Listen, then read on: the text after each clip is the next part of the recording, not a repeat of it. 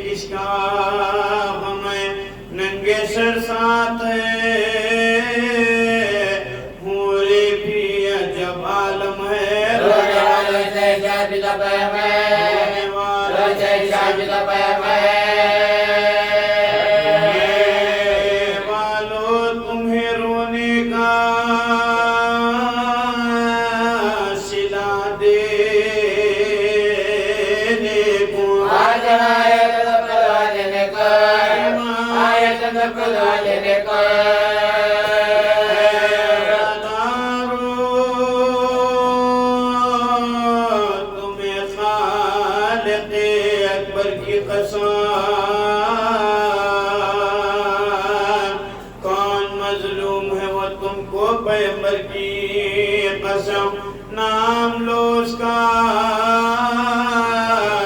زبان سے تمہیں حیدر کی قسم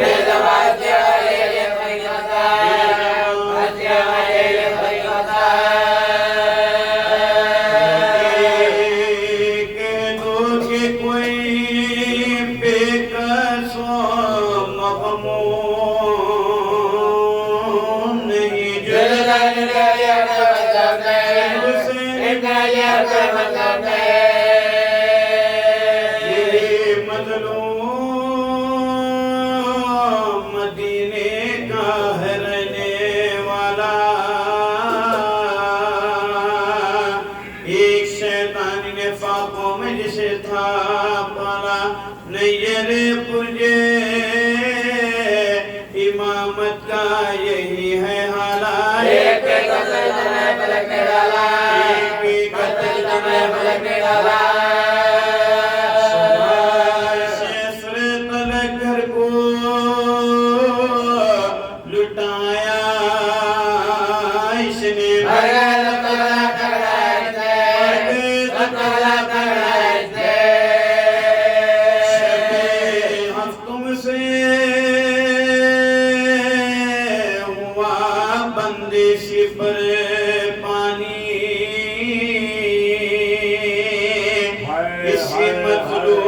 قسمت میں یہ تھی حیرانی ذبح جب ہوتا تھا یہ رن میں علی کا جانی بیٹے دل مقتل میں کوئی سیدانے بیٹے دل مقتل میں کوئی سیدانے سیدانی وہی فاطمہ کی جائی تھی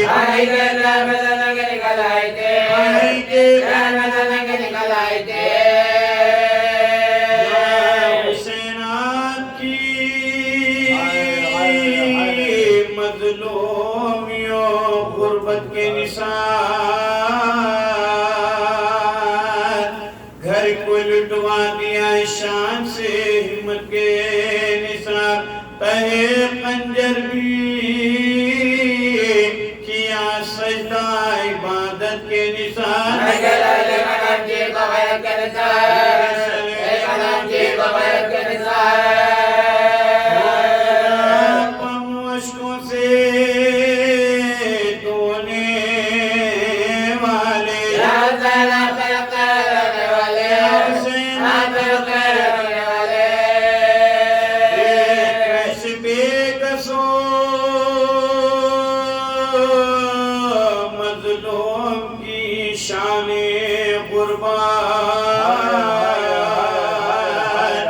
چھوٹے بیٹے کی لہت کھودی ہے فرحمت کانپتے ہاتھوں سے آقا نے بنائی تربت آگئے کی جگہ قلب کی اپنی حالت آگئے کی جگہ قلب کی اپنی حالت شاہد کو اپنے تہ خاک چھپایا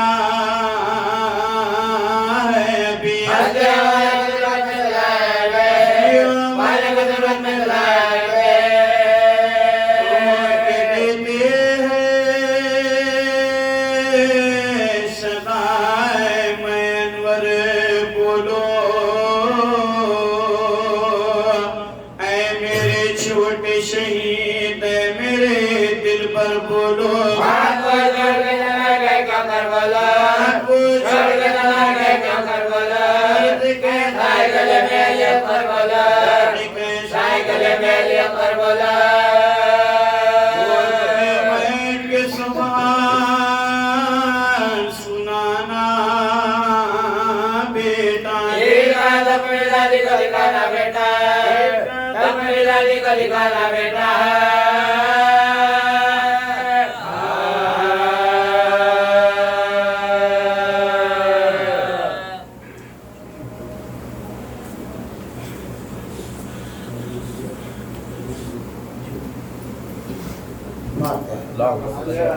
محمد وآل محمد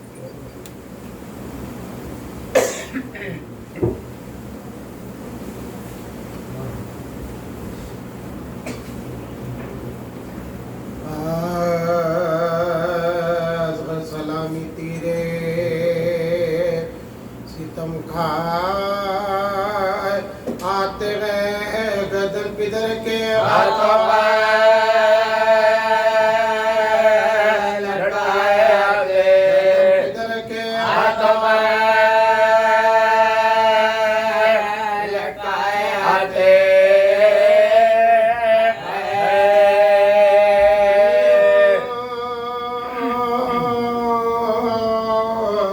ہمیں برستا ہے ننھی سی لاش پر کالی گٹائی کی طرح نئے چھائے آتے کالی گٹا کی طرح نئے چھائے آتے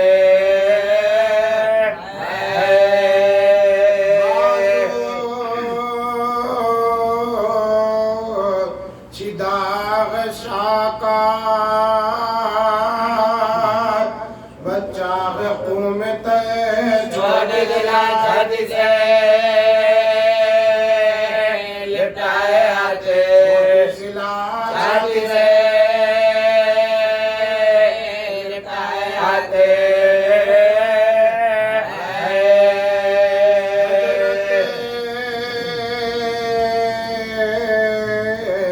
کو ہے یہ سوچ کے بانو کہے گی کیا گردن تمہارے شرم کے جلائے آتے تمہارے شرم کے جلائے آتے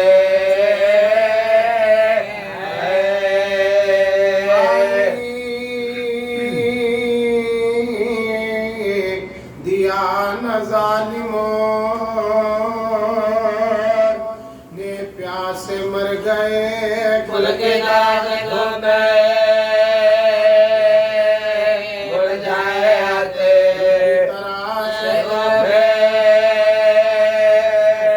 گل جائے آتے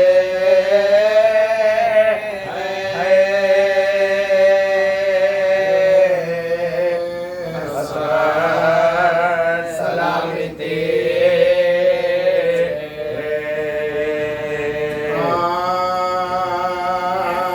روانہ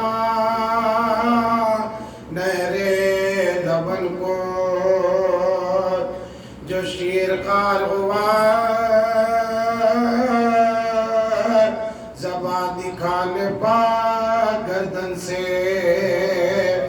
تیر پار ہوا تڑپ کے ہاتھوں پا حضرت کے ہم کا نار ہوا جاوا جاوا چغل کہا ہے چغل کہا ہے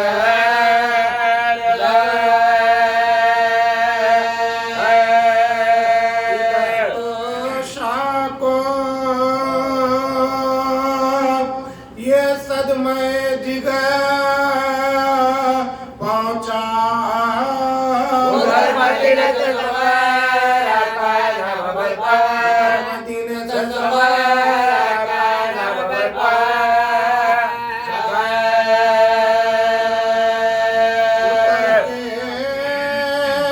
ناقے سے آداب وہ بجا لایا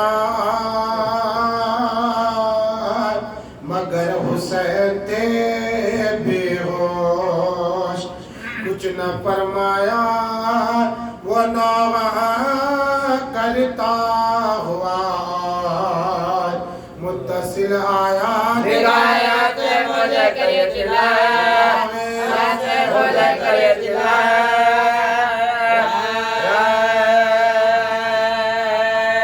قرار دو مجھے میں بے قرار ہوتا ہوں حسین جاتے تمہیں پانی داروتا جاتے تمہیں پانی داروتا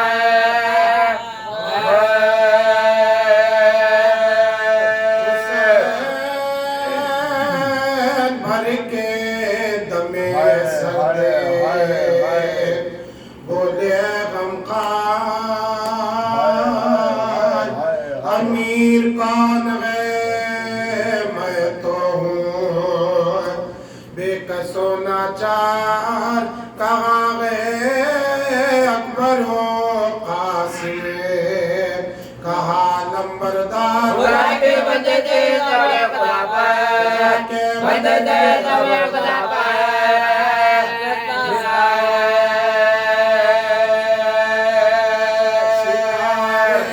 ظلم نے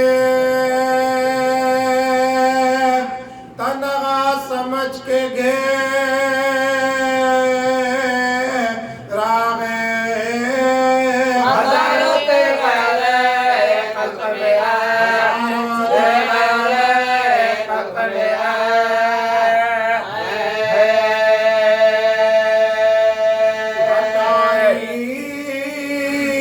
چہرے سے اصغر کے خون بھری چادریں پسینہ موت کا ماتھے سے پہنچا سرتا سے پکارے مردے کی آنکھوں پر ہوٹوں کو رکھے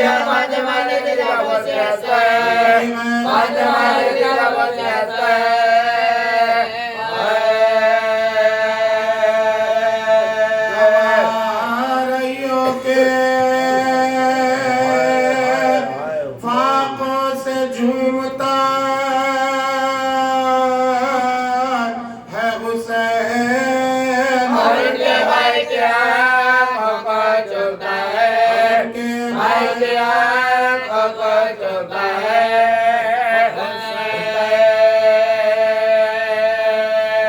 بنا لوں ننھی سی قبر ان کی اے کچھ اس تسیے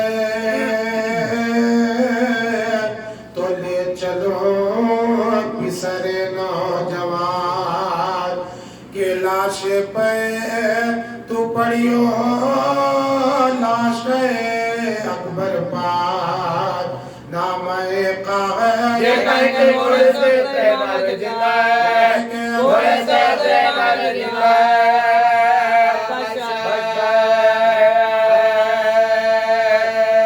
زمین قبر کی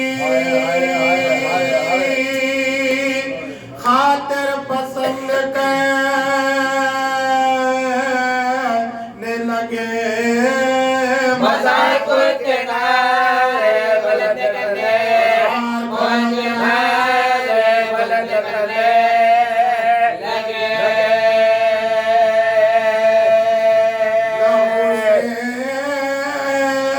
غسل تو اصغر کو دے چکی تھی خزان ملی بصورت کافور شہنقا کے شفا اتارا قبر میں اصغر کا خون بھرا لاشا گرا کے پاپا قبلے کے زندگوں پہ پاپا قبلے کے زندگوں پہ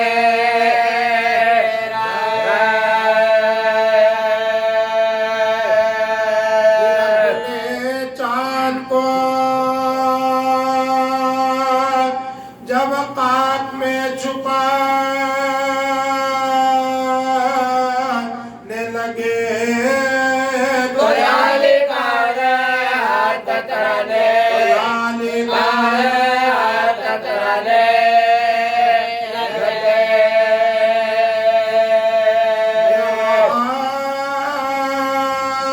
دیکھ کے قاصد نے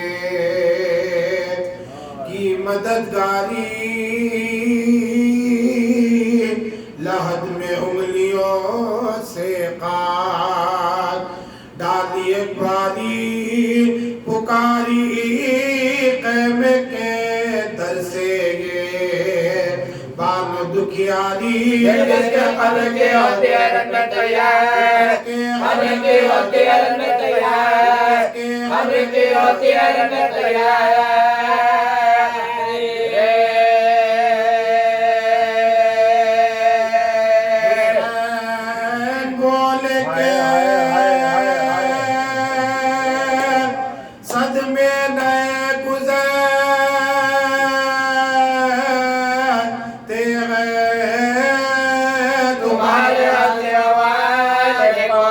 سامنے کرتے ہنسے والے کو سامنے کرتے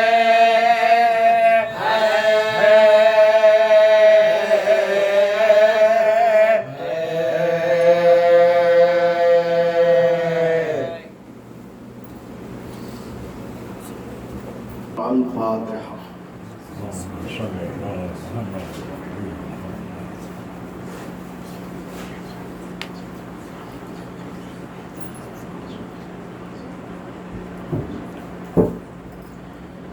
أعوذ بالله من الشيطان اللعين الرجيم.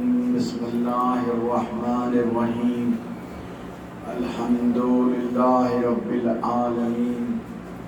الصلاة والسلام على النبي الأمي المكي المدني القرشي الهاشمي حبيب إله العالمين أشرف الأنبياء والمرسلين خاتم النبيين ورحمة للعالمين بالقاسم محمد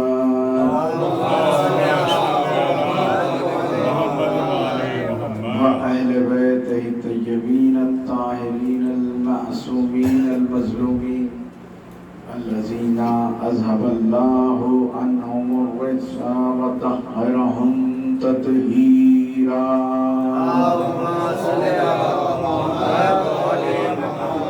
ولعنة الله على أعدائهم أجمعين من يومنا هذا إلى يوم الدين. أما بعد فقد قال رسول الله صلى الله عليه وآله وسلم إني تارك فيكم الثقلين كتاب الله وإترتي أهل بيتي ما إن تمسكتم بهما لن تزلوا بعدي ولن يفترقا حتى يرد علي الحوض. ایک درود پڑھیں.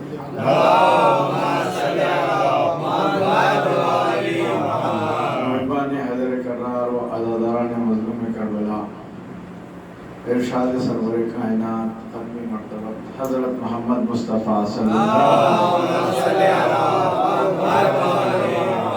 کہ میں تم میں دو گراں قدر چیزیں چھوڑ رہا ہوں. ایک کتاب اللہ اور دوسرے میری اطاعت. بلکہ یوں کہوں کہ رسول نے یہ ارشاد فرمایا کہ تمہارے درمیان میں قرآن صامت بھی چھوڑ رہا ہوں اور قرآن ناطق بھی چھوڑ رہا ہوں. قرآن صامت بھی چھوڑ رہا ہوں اور محافظان قرآن بھی چھوڑ رہا ہوں. کیونکہ آپ جانتے ہیں کہ دیگر کتابیں جو اللہ نے دیگر انبیاء پر نازل فرمائی ان کتابوں کا کیا عالم ہوا. تبدیلیاں کر دی گئی. لیکن یہ کیوں کی گئی؟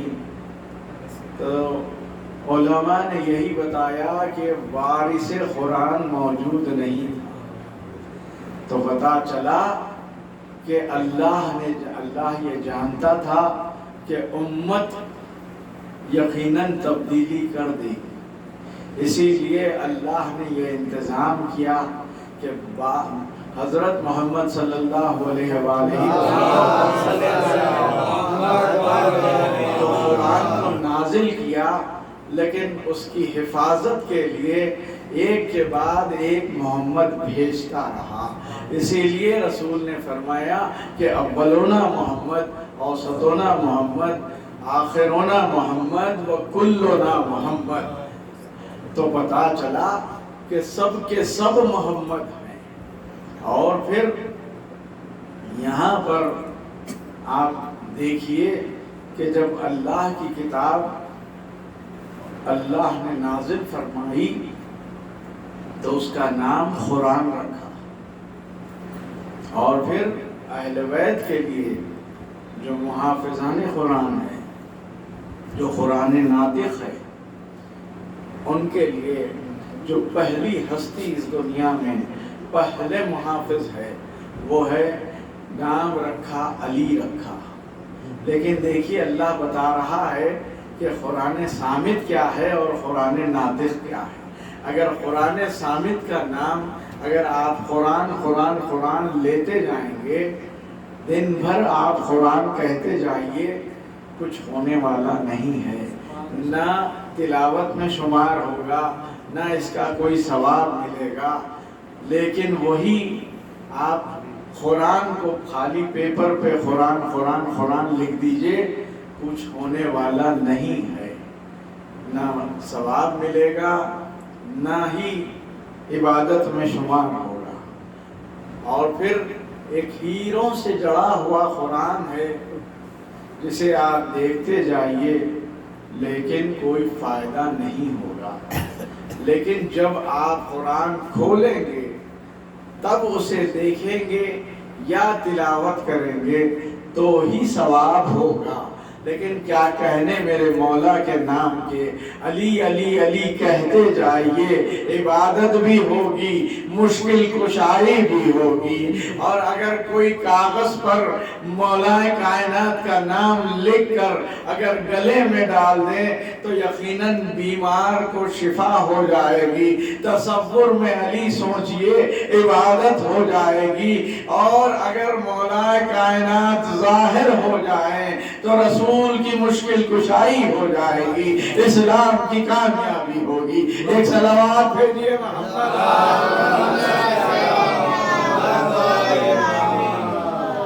اور یہی بات ہے کہ اسی لیے کہا گیا کہ قرآن کا سننا ثواب ہے، قرآن کا دیکھنا ثواب ہے، قرآن کا پڑھنا ثواب ہے۔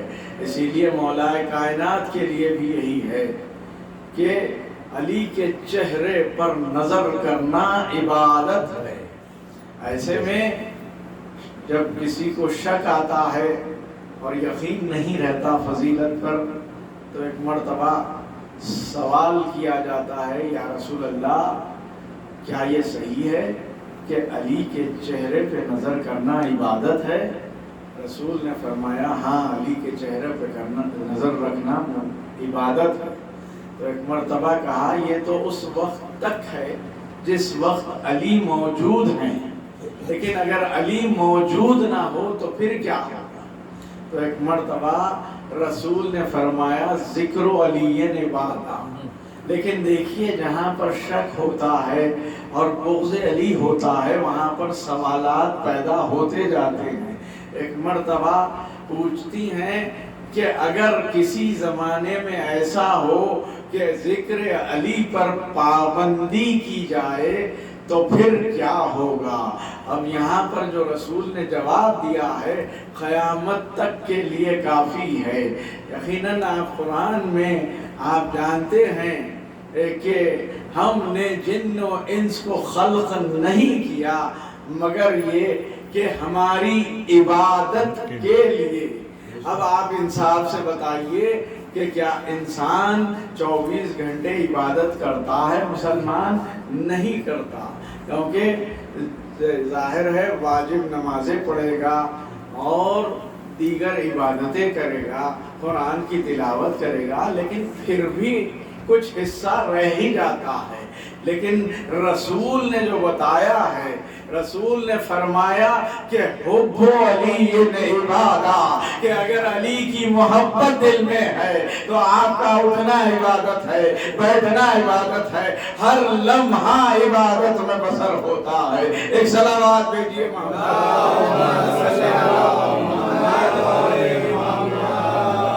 اور پھر چھٹے امام جعفر صادق علیہ السلام کہ قرآن کی تلاوت کی جائے، کیونکہ قرآن کی تلاوت کرنے سے معرفت اہل بیت حاصل ہوتی ہے، اور معرفت اہل بیت ہی اللہ کی معرفت ہے۔ تو پتہ چلا کہ اسی لیے چھٹے امام نے فرمایا کہ روز کم از کم 50 آیات کی تلاوت کرو۔ اگر کوئی 50 آیات کی تلاوت کرتا ہے تو اس کا شمار غافلین میں نہیں ہوگا۔ تو اس کا مطلب یہ ہے کہ اگر کوئی روز 50 آیات کی تلاوت نہیں کرتا ہے تو وہ غفلت میں ہے، زندگی غفلت میں گزار رہا ہے۔ اور پھر فرمایا کہ اگر کوئی 100 آیات کی تلاوت کرتا ہے تو یقیناً اس کا شمار ذاکرین میں ہے. تو پتہ چلا دیکھیے درجے بلند ہوتے جا رہے ہیں. اور پھر فرمایا کہ اگر کوئی 200 آیات کی تلاوت کرتا ہے تو اس کا شمار خاندین میں ہوگا، اور اگر کوئی 400 آیات کی تلاوت کرتا ہے تو خاشعین میں ہوگا.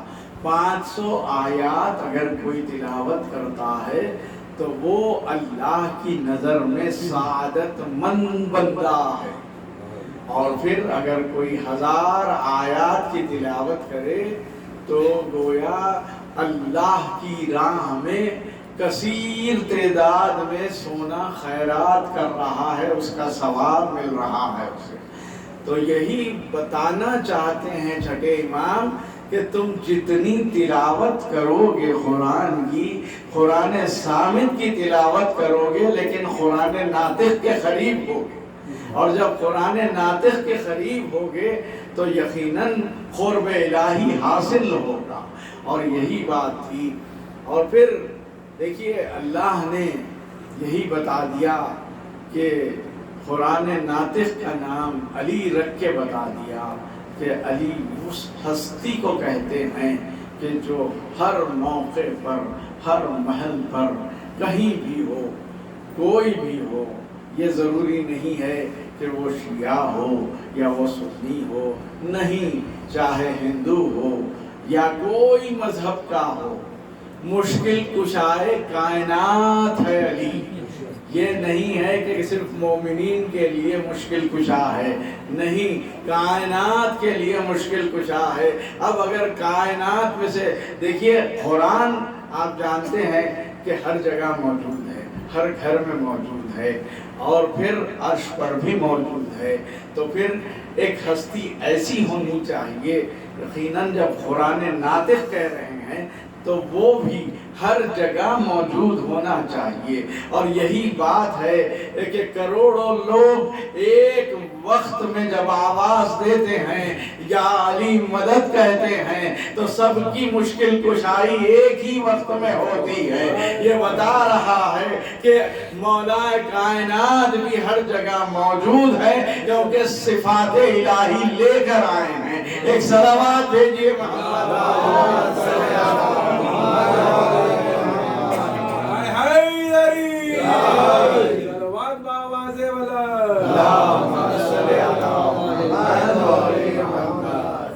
یقیناً. اور یہی بات ہے کہ نام میں علی میں وہ کشش ہے کیونکہ اللہ نے اپنا نام ہبا کر دیا ہے مولا کائنات. اب اس گھرانے میں اسی لیے امام حسین نے ہر اپنے فرزند کا نام علی رکھا. اچھا لیکن دیکھیے یہاں پر میں ایک بات بتاتا چلوں کہ ہم اگر نام رکھتے ہیں تو محبت میں رکھتے ہیں، لیکن اس کا مستقبل پیش نظر نہیں ہوتا. لیکن جب امام اگر نام رکھتے ہیں، کسی کا نام علی رکھے تو یقیناً وہ صفات جو مولا کائنات میں ہے وہ صفات اس فرزند میں موجود ہیں، اسی لیے نام علی رکھا. اور پھر آج اس ہستی کا ذکر ہے کہ جس کا نام بھی امام حسین نے علی رکھا ہے. کون؟ شہزادے علی اصغر. دیکھیے جہاں معرفت ہو اسی ہستی کو کربلا میں لے جایا جاتا ہے. اور یہی بات ہے کہ شہزادے نے بتا دیا. کتنا سن تھا شہزادے علی اصغر علیہ السلام؟ کچھ دن کے تھے آپ، 1 مہینے کے بھی نہیں، کچھ دن کے تھے. وہ سن میں شہزادے علی اصغر نے بتا دیا کہ دیکھو میں ایسے ہی کربلا نہیں جا رہا ہوں، کچھ مقصد لے کے جا رہا ہوں اور معرفت امام رکھتا ہوں.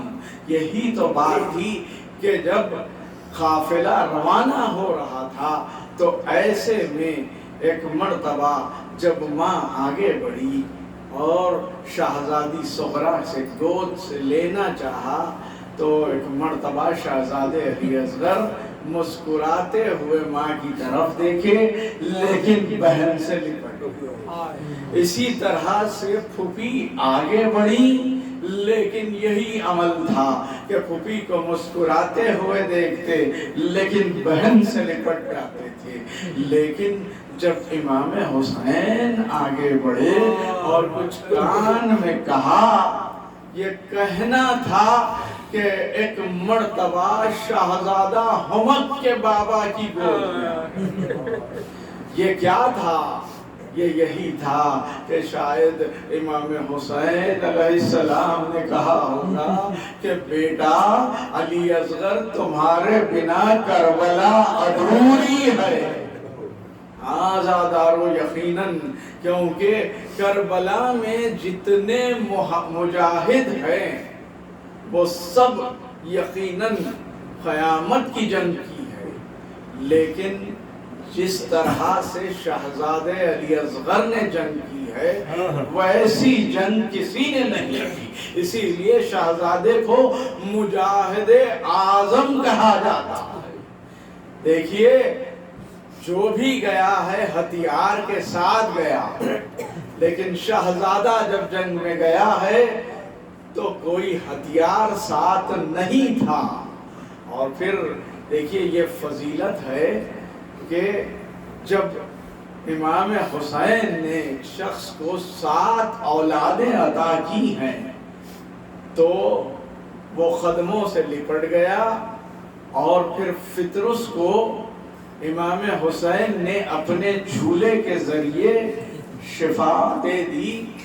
لیکن اب آپ جانتے ہیں کہ جہاں علم کا ذکر آتا ہے تو علمدار جب کہا جاتا ہے تو فوری حضرت عباس نظر آ جاتے ہیں۔ اسی طرح سے جھولا مولائے کائنات سے بھی منسوب رہا۔ جب مولا نے اجدر کے 2 ٹکڑے کیے، لیکن جب امام حسین نے فطرس کو شفا پہنچائی جھولے کے ذریعے، تو جب بھی جھولے کی بات آتی تھی تو امام حسین کا نام ذہن میں آ جاتا تھا۔ لیکن اب آپ انصاف سے بتائیے، عصر عاشور کے بعد اگر کوئی جھولے کا نام لیتا ہے تو وہ ذہن میں شہزادہ علی اصغر آ جاتے ہیں۔ اور یہی بات ہے کہ سن 61 ہجری سے لے کر قیامت تک اگر کوئی اولاد مانگتا ہے تو وہ واسطہ شہزادہ علی اصغر علیہ السلام کا ہی دیتا ہے۔ اور پھر آج میں آپ کے سامنے ایک واقعہ پیش کروں، کیونکہ شہزادہ علی اصغر کو باب الحوائج بھی کہا جاتا ہے۔ باب الحوائج کے معنی یہی ہے کہ اگر کوئی در پر چلا جائے اور پھر مانگے تو وہ خالی واپس نہیں لوٹے گا۔ یہی تو بات تھی کہ یہ مدھیہ پردیش کا واقعہ ہے کہ جہاں پر ایک 2 دوست تھے، ایک مومن تھا اور ایک اہل حنود سے تھا، اور لیکن یہ مومن برادر ہر سال حسین ٹیکری جایا کرتے تھے۔ اس شخص نے پوچھا کہ اے بھائی، تم ہر سال اس دنوں میں 40 کے موقع پر تم چھٹی لیتے ہو، آخر کرتے کیا ہو؟ تو اس نے واقعات کربلا سنائی، کہا کہ میں وہاں جاتا ہوں اور امام حسین کا غم مناتا ہوں۔ تو اس نے پوچھا کربلا میں ہوا کیا ہے؟ وہ روداد کربلا سناتے ہوئے جب یہاں پر پہنچا کہ جب سب شہید ہو گئے تو ایک مرتبہ امام حسین نے ایک صدا دی، حل من ناصر ینصرنا، حل من مغیث یغیثنا۔ تو پھر ایک مرتبہ اس نے ترجمہ کر کے بتایا کہ ہے کوئی جو میری مدد کرے۔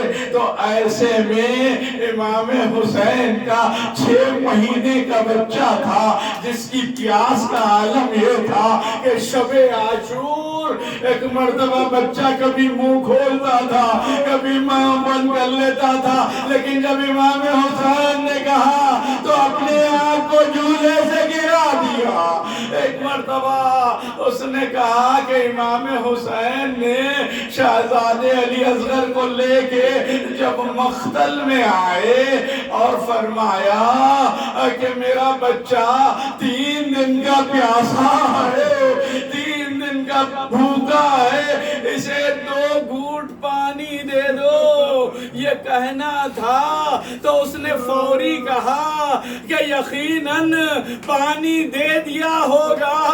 ایک مرتبہ اس شخص نے کہا اے بھائی ایسا نہیں ہوا، بلکہ یوں ہوا کہ تیر چلایا گیا، علی اصغر کا گلا چھد گیا۔ ایک مرتبہ وہ رونے لگا۔ آزادارو اس نے کہا کہ مجھے بھی ساتھ لے لو۔ ایک مرتبہ چلا، لیکن ایک منت کی کہ بابا حسین آپ کو واسطہ آپ کے بیٹے شہزادے علی اصغر کا مجھے ایک اولاد عطا کر دیجئے۔ ایک مرتبہ آیا، سال نہ گزرا کہ اولاد ہو گئی، لیکن اس نے کیا نیت کر لی تھی؟ اس نے یہ نیت کی کہ بابا اگر مجھے اولاد ہو جائے تو میں شہزادے علی اصغر کے نام پر اسے قربان کر دوں گا۔ ایک مرتبہ 40 کا وقت آیا، یہ لے کر چلا، اور پھر جب سب لوگ چلے گئے تو اس نے ایک گڑھا کھودا اور پھر اسے دفن کر دیا۔ باپ ہے جب گھر کے قریب پہنچا یہی سوچنے لگا کہ ماں کیا سوچے گی، لیکن جب دیکھتا ہے تو کی بات ہے کہ کیا دیکھتا ہے، بچہ کھیل رہا ہے۔ ایک مرتبہ داخل ہوا، اس کی زوجہ نے کہا کہ بچے کو کہاں چھوڑا آیا تھا، پہلے یہ بتا کہ یہ بچہ آیا کیسے؟ تو کہا ایک نقاب پوش بی بی تھی جو میں بچے کو لے کر آئی اور کہا کہ اپنے شوہر سے کہہ دے کہ ہم جو عطا کر دیتے ہیں وہ واپس نہیں لیتے، لیکن ہائے کربلا قیامت گزر گئی، علی اصغر کے گلے پتی لگا، امام حسین لے کے چلے، انا للہ و انا الیہ راجعون، رضاً بقضائہ و تسلیما لہ۔ ایسے میں عزادارو ایک قاصد آیا، سلام کیا، کیا آپ حسین ہیں؟ کہا کہ اے بھائی اس پرآشوب زمانے میں کون ہے جو تو سلام کر رہا ہے؟ آقا میں قاصد ہوں، خط دیا، فاطمہ زہرا کا خط تھا، لکھا تھا بابا آپ نے مجھے بلا دیا، بابا بابا میرا بھیا علی اصغر گھٹنیاں چل رہا ہوگا، ہاں بابا میرے بھیا کو پیار کرنا۔ عزادارو امام حسین پر کیا گزر گئی، خیمے میں آئے، رباب سے وعدہ صبر لیا، ایک عقب خیمہ آ کر قبر بنائی، لیکن ریت بہت گرم تھی، امام حسین گریہ کرنے لگے۔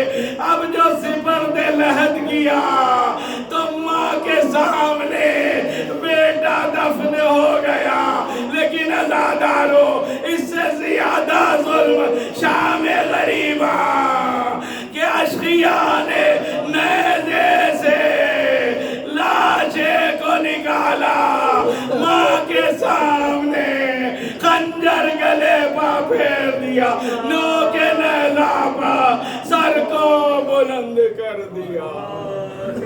خلا لعنت اللہ سیعلم الذین ظلموا ما كانوا يفعلون۔ ہم یہ برپا